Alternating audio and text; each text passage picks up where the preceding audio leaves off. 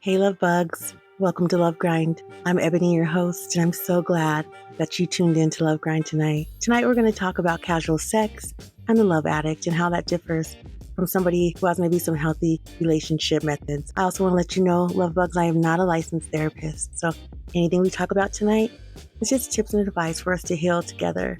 Anybody you know or yourself has an addiction problem, please reach out for some professional help. Love bugs, make sure you're getting on Instagram, Facebook, Twitter, X, and of course YouTube to like and subscribe to the channel. I would love to see you there on our page and to see all that great content we have up.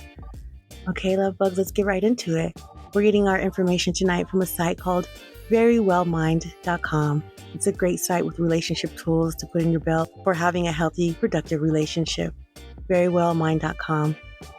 All right, one-night stands. One-night stands could be defined as casual sex meets with absolutely no expectation of any further relationship or commitment. That scares me a little bit. If I'm going to give you my body, I definitely need to know that you're going to call me shit. If we do it 3 times, we go together. That's on my perspective. Some people are okay with one-night stands, casual sex. You know, the United States is one of the countries with the highest one-night stand ratio worldwide. Evidently, 66% of Americans have been involved in one-night stands. Around 48% of the people likely to engage in casual sex are men. Meanwhile, the woman's quota of engaging in one-night stands is about 36%. Clearly, love bugs, there is a massive difference between the men's and the women's shares of one-night stands. Most of these statistics involve the age group of people between 18 to 45, who are more likely to engage in casual sex for pleasure rather than a relationship with commitments and expectations. I just want to do it, get my rocks off. I want to call you. I don't want to be available for you in any other way but this way. That's a tough pill to swallow.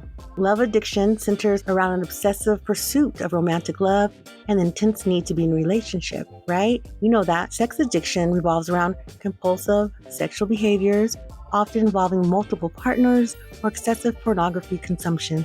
So if you're watching porn all the time, that's different from when you're trying to just find a partner and be in a relationship because it fills that hole. And that's what the love addict and the sex addict is trying to do, but in different ways. What is the difference between love and casual sex?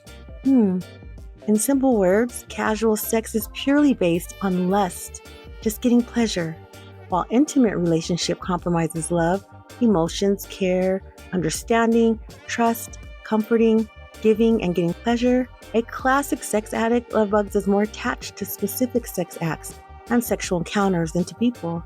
Like, he likes what this girl does. He doesn't necessarily like her, or you don't like him. You just like that thing that they do. More specifically, his or her style of relating is detached, aloof, and avoidant, thus their preference for nameless, interchangeable sex partners. Some of the criteria of a sex addict include preoccupation with sexual behavior or preparatory activities, inordinate amounts of time spent in obtaining sex, being sexual or recovering from sexual experiences. He's had a freak off last night, but now you have to recover. Their need to increase the intensity and the frequency, number of risk or level behaviors to achieve the desired effect. Distress, anxiety, and relentlessness or irritability if they're unable to engage in this behavior. Just like a drug addict, just like any other addict, if you're unable to feed your need, you have all those symptoms. You're restless, you're irritable. The love addict's compulsions are more indicative. His or her interactive style is liable, something frequently changed, with a come here, go away emotional charge that is echoed in his or her chaotic relationships. The love addict, love bug's drug of choice is less about sex than about a particular romantic experience.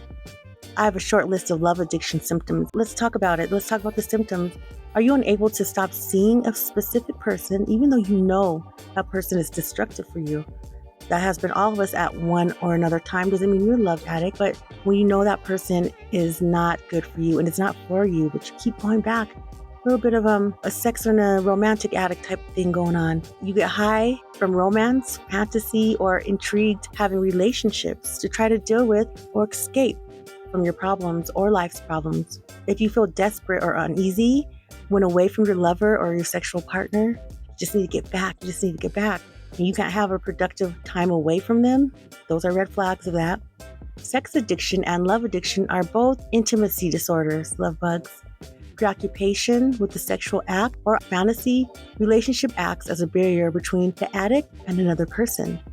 Individuals need specialized treatment to give up their unhealthy attachments to sex or to fantasy, but in order to be present in a genuine intimate relationship with an available partner.